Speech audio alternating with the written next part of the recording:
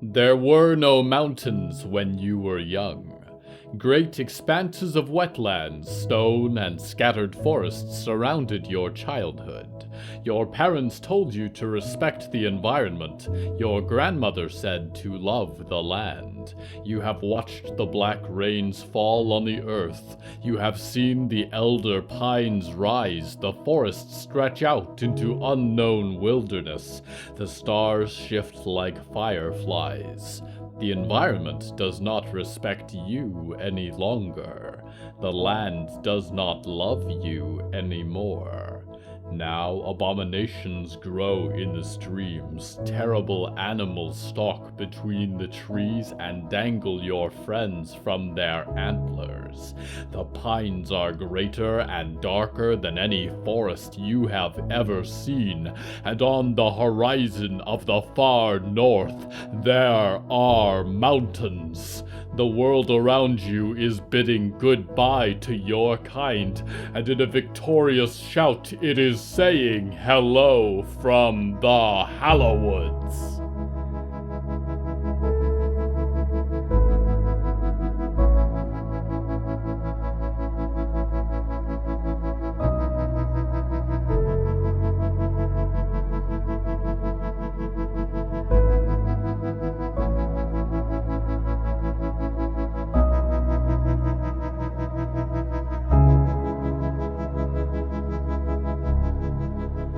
Right now, I'm sitting on a sexy motorcycle. Its singular front headlight and sidecar make it seem more old-fashioned than it is, although it is a miracle that any gas-powered vehicles are still in operation after all these years.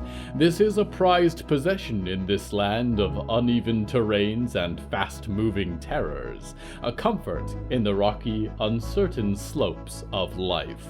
The theme of tonight's episode is mountains.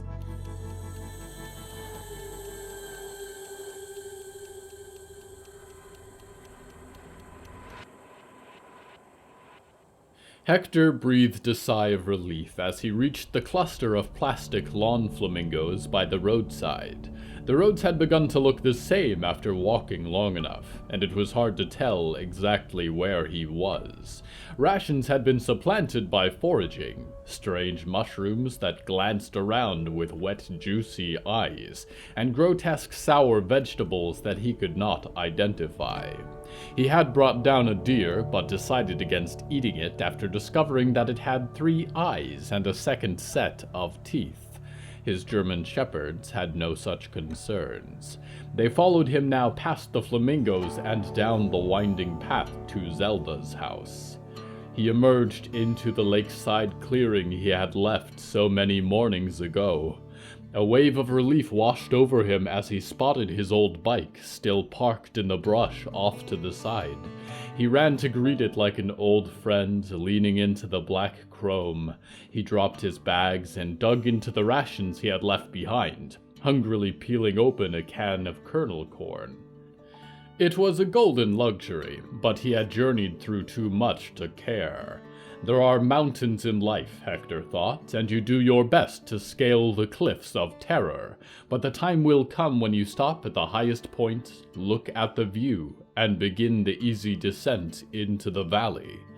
There was still one last rocky slope he had yet to face, and that was to tell Zelda that her son was never coming home. He had spent much time thinking about his words. "I'm sorry, Zelda. Your son is dead." The details haunted him, and he felt that he had wronged them by omission. He came back from the dead at least twice, but not this time, raised too many questions for a grieving mother. "I think I loved your son, Zelda, and I have never missed anyone more than I have missed him these empty weeks," seemed too personal. "No, I'm sorry, Zelda. Your son is dead," was all he could say. He glanced across the clearing and noticed that the rusty red truck was gone. Perhaps she had gone out to the dry market. The house had sunk halfway into the lake now, its splintering front porch jutting out at an odd angle. The door, he realized, was ajar. It occurred to him that perhaps she had finally left for the scout post like Jonah had insisted, but the open door made him uneasy. Grabbing his machete from his sheath, he stepped up the broken front steps and peeled away the screen door. "Zelda?" There was no response, and he stepped inside. The floor had taken on a steep angle as the lake consumed the house.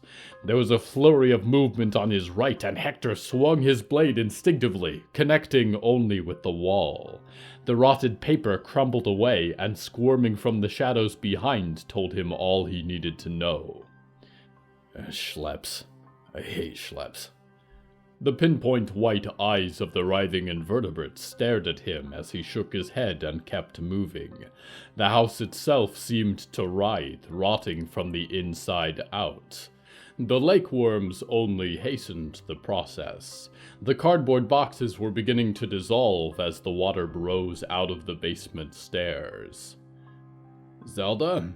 he asked again, stepping into the kitchen. Immediately he knew something was wrong. A plate of small sandwiches lay unfinished and moldering on the counter. A sponge and a shattered plate lay on the ground near the sink. There were other curiosities as well. 2 sets of muddy shoes on the kitchen floor, a cloth on the table, a bottle of superglue. Hector pulled out a chair and gave in to his shaking legs, collapsing. If he had thought he was coming down from a steep passage before, a new peak was rising ahead of him, a choice that towered into the clouds.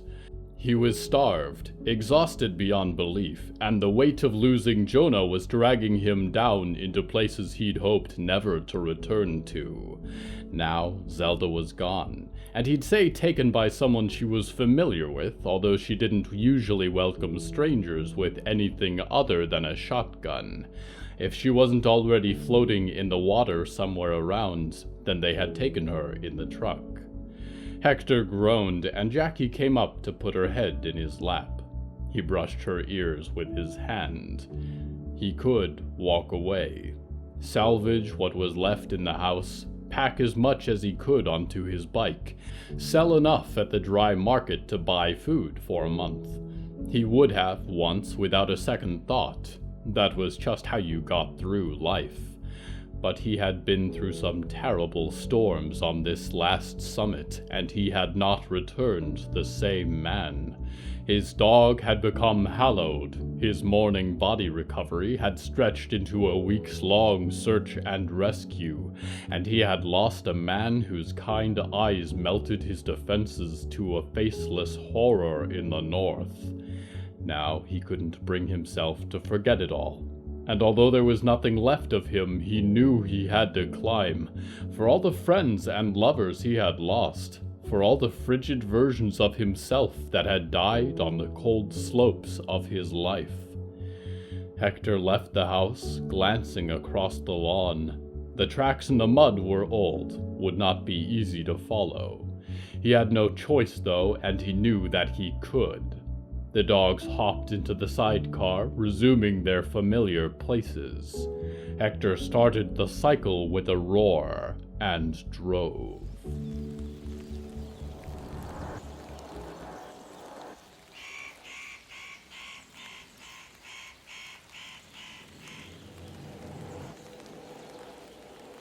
Attention dreamers who enjoy hiking, climbing, and walking up into forlorn mountains alone at night.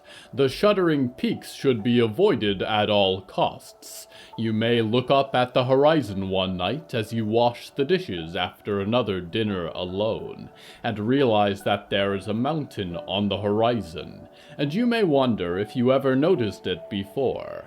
Each night you complete the same routine. Each night you feel the mountain has gotten a little closer. You begin to feel a peculiar call from outside as your window approaches the foothills of these impossible peaks. distant snow-capped heights beckoning from the sky as they blot out your view of the constellations. If you dare to walk outside and leave your warm home behind, if you choose to answer the call and enter that unfathomable wilderness, you will climb forever, passing bodies frozen in place along the trail. Turn back when you see them. They are not a challenge, they are a warning. If you choose to climb anyway, please bring appropriate safety gear, wear a helmet, and stay hydrated. We go now to one who has mapped out these trails.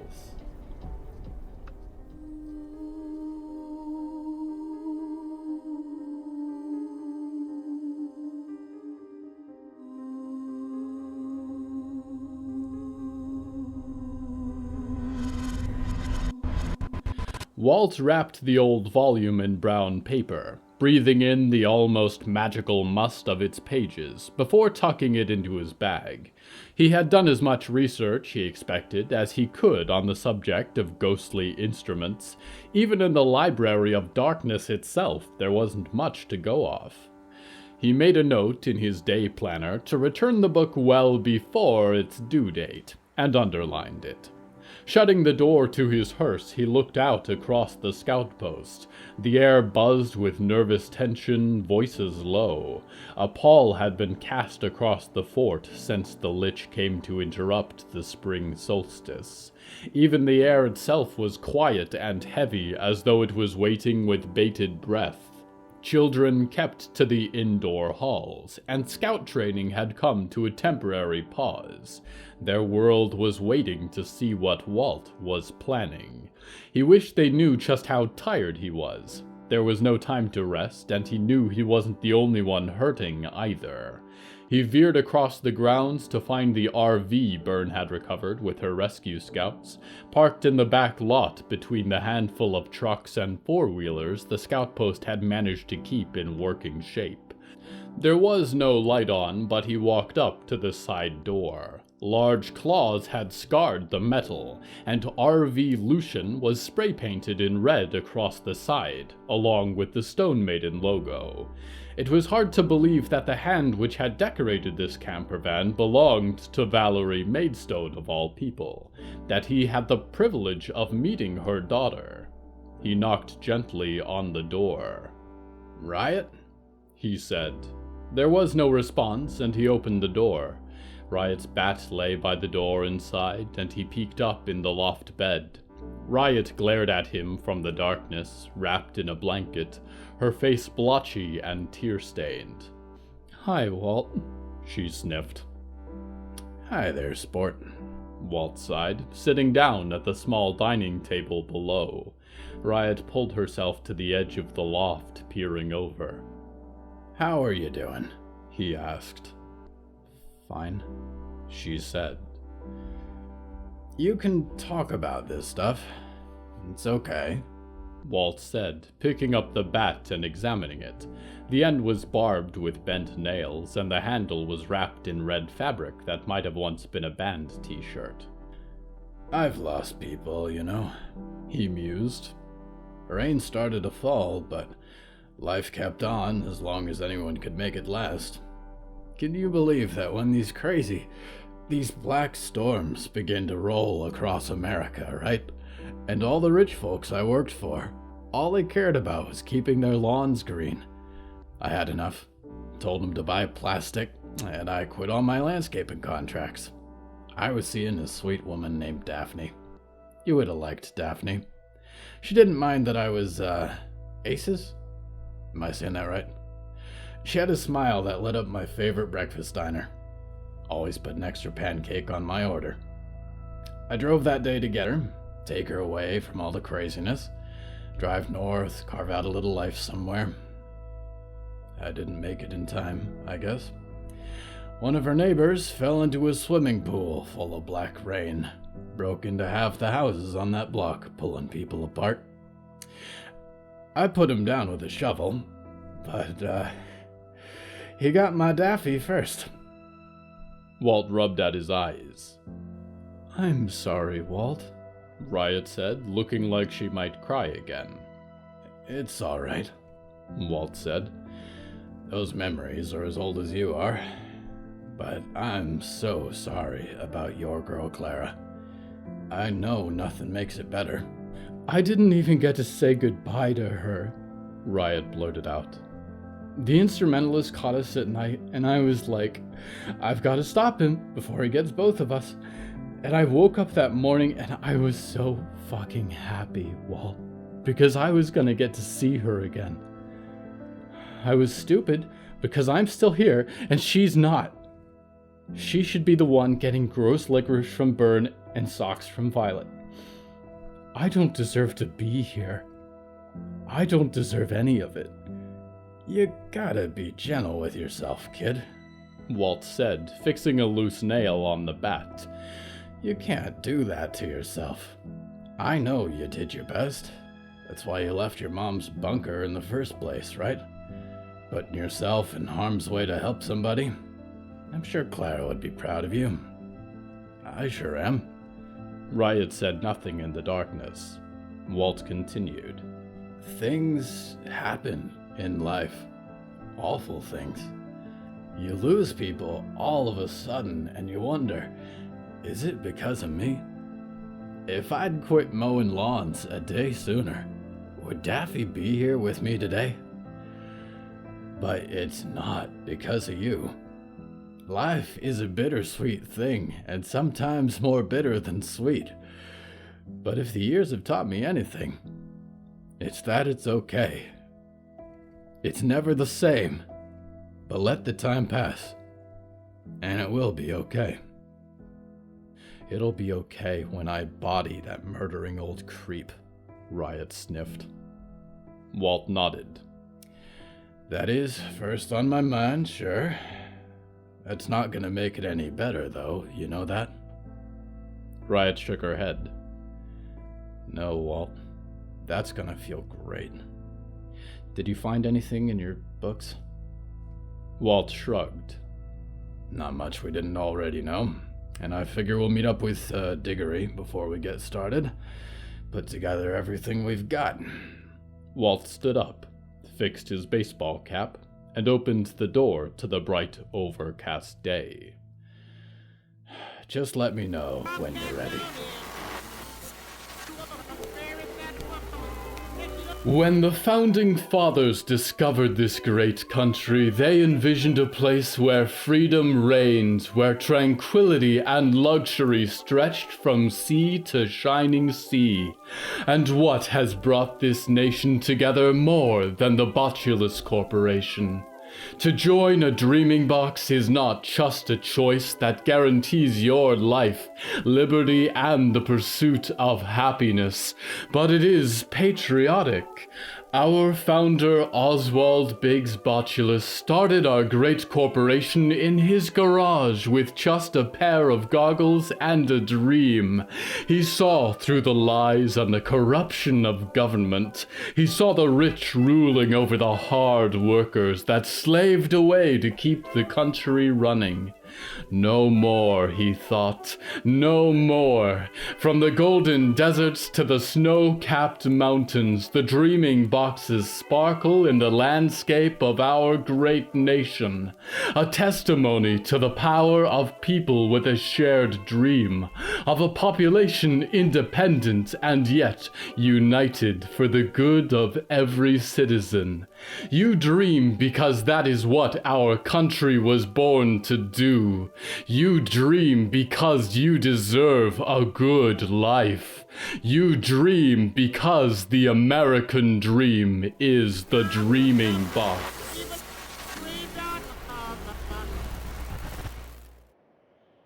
For the most part, dreamers, I am content with my abilities and my character. I am fine with being near omnipresent, a glorious flame, wheels within wheels, a watchdog of the pyramids, 100 eyes in the dark, a loyal host, and anything else that people may perceive me as. But occasionally I listen to the voice of Lady Ethel Mallory, and I wish I had the destructive potential that many of my peers do. Nothing I have ever come across makes me as irrationally angry as the sound of her voice cutting into my carefully woven fabric of dream. We return now to Walter pensive. Walt extended a cup towards the dead person. It stared back at him with those same pale white eyes, and he tried not to think of Daphne, but he winced at the memories. Tea? He asked.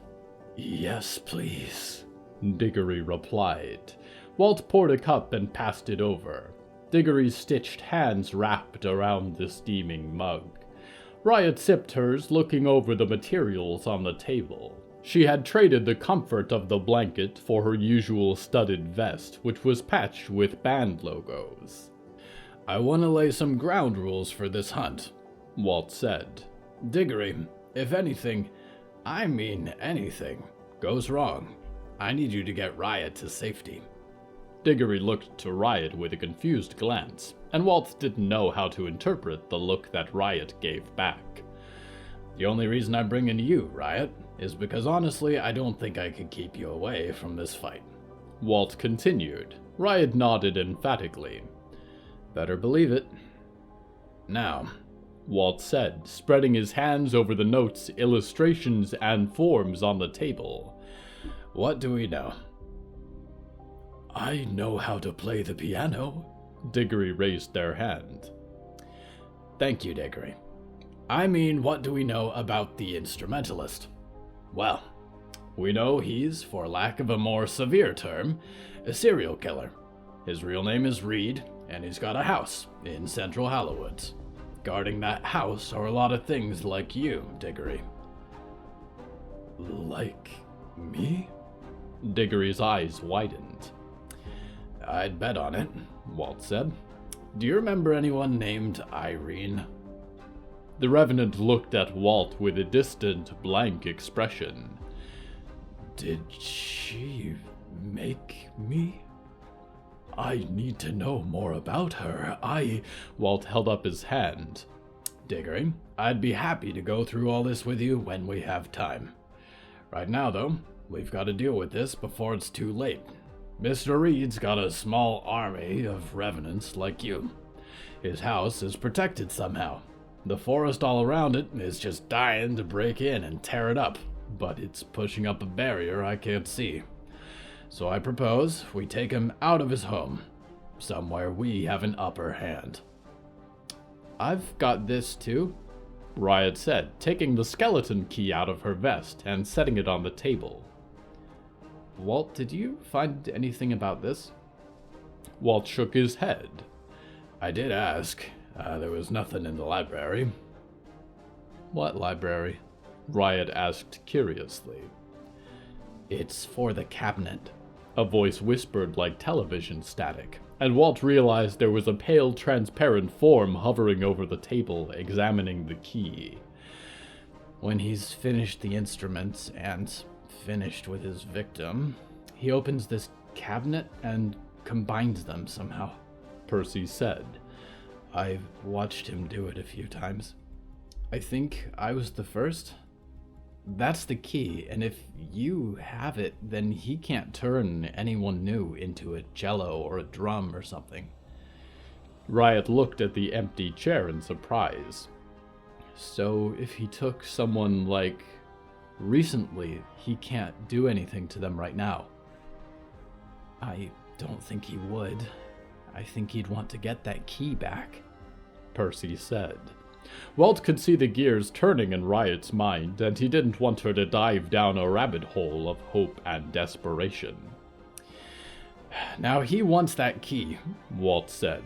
We can bait him with that, and he doesn't know that we have Diggory, so we've got some surprise there. Percy, you mentioned that this is your father. Are you gonna be alright facing him like this? I need to know I can count on you. There was no response from the chair. Yes, Diggory said.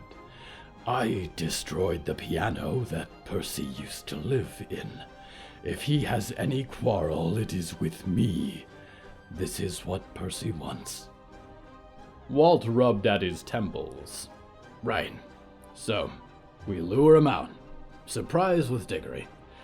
And this is a mountain of a task, maybe the biggest hunt of my career. One way or another, we have to get this man out of this forest. Folks here don't deserve to live in fear any more than they usually do. So we've got all the pieces we need, I think. And I may have just the place. Riot sat forward, dark eyes glistening. Diggory spilled some scalding tea on their hand, but didn't seem to notice. Have any of you heard of the Shuddering Peaks?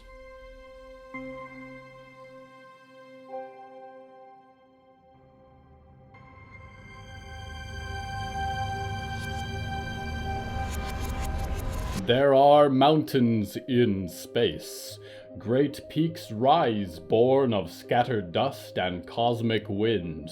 Forests of stars lay between shimmering nebulas, spinning across the dark expanse. Your kind looks up and sees emptiness, but that only tells you that the universe was not built for being so small. In my youth, I would get lost, plummeting into a vast wilderness that no one had yet explored. I met travelers in the twilight plains, communed with wise ones in their reliquaries on the edge of black holes. I met the mentor who taught me to speak to you. And in the darkest caverns beneath the rocky heights, lost in a void of cosmic green fire, I met him. And the darkness into which I fell was the sweetest abyss. I have not wandered into these wilds in a long time. Perhaps when all this is over, I will go traveling again. We go now to one at home in the mountains.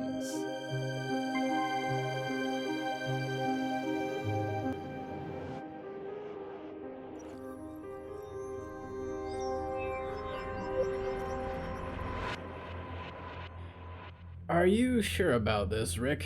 Buck whined, limping along behind him. Rick ignored him, marching for the platform. He didn't mind Buck most of the time, but he knew he was dealing with something important, possibly the only chance they were going to get to climb over the rest of the rats in the race. He slammed on the button on the tower base. The blaring sirens wailed, echoing across Fort Freedom. The population came scuttling out like insects, worn faces and panicked eyes. Good people who'd learned too many times that there were no good people. The ragged crowd gathered around the pit, and in the cage below he heard the frog sticker squawking. Rick turned off the siren and picked up a megaphone, slapping the side to encourage the batteries. Eagles, he roared. As surely as God is up there in heaven, watching and guiding us, we have had a close brush with the devil. Murmurs began to spread across the motley families.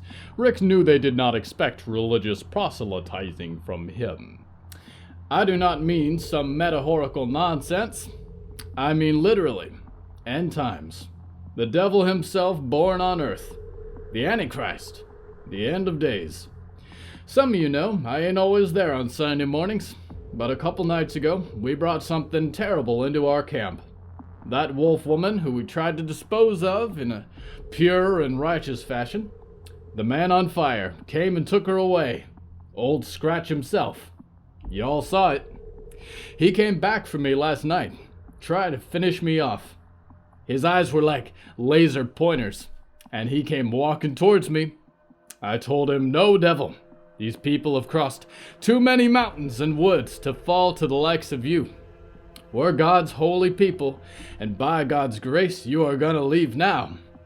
Now, he didn't like that much, but he promised me, he said, I'm gonna come back here, and I'm gonna tear y'all apart. Boys, you know where I'm going with this. He paced the stage and his buddies shouted out, shaking their firearms. The cold eyes of a gaunt mother stared up at him, and he glared at her from the stage. We've faced too many terrors to back down now, to give in to that timeless evil.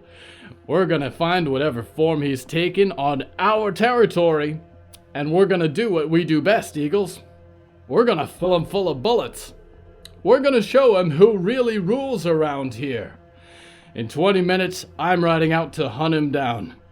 Men of the Freedom Eagles, who's gonna ride with me? A round of cheers went up, some more reluctantly than others.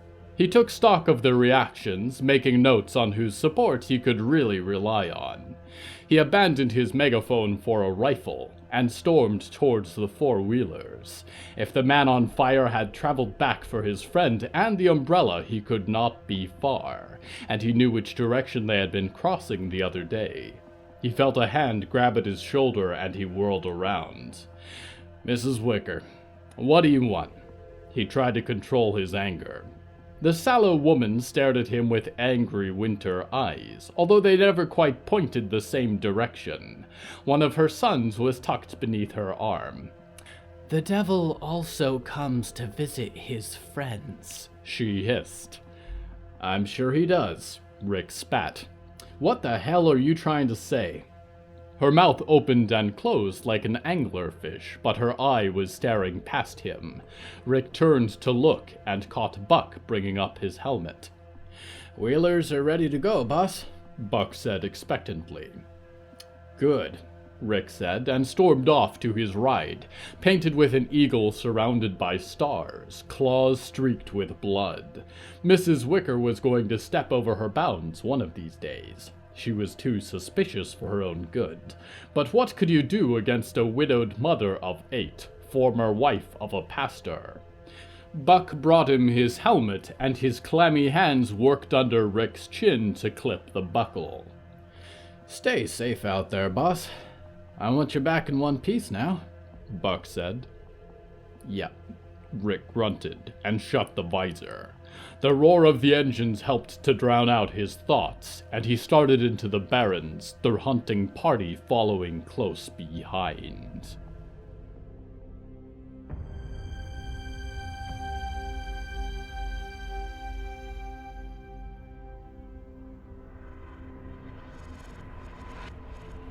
Mountains.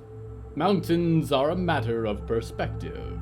Your mountains are piles of dust for me, just as my mountains are inconceivable to you. Nevertheless, you struggle to overcome your challenges as I work to triumph over mine. You never quite know which mountain someone is attempting to pass over in a given moment, and what is a steep cliff to them may be an easy hike for you. Do not forget that we are all climbing, all reaching for the next handhold to rise up the face of our personal summits. Others may never know how high you have climbed to reach where you are, but at the end of your struggle, you still stand on the highest peak and look down over where you have been, and you will appreciate the journey that brought you there. I will be standing alongside you, proud as a parent, and welcoming your return to the Hallowoods.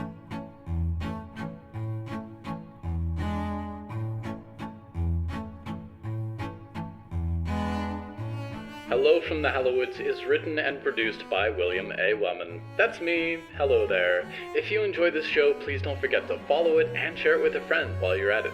The bonus story that goes with this episode is called Shudder and is available on the show's Patreon at patreon.com/Hallowoods. Because we operate without ads or sponsors, our supporters are all that keeps the show going. Plus, supporters get weekly bonus stories, behind-the-scenes content, exclusive merchandise, and even more. Merchandise and episode transcripts are also available at hellofromthehallowoods.com.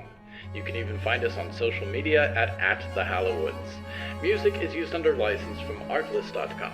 Our opening theme is Nightfall Hymn by Yehezkel Raz, and the closing theme is Farewell by Belsitzman and Matan Ephrat.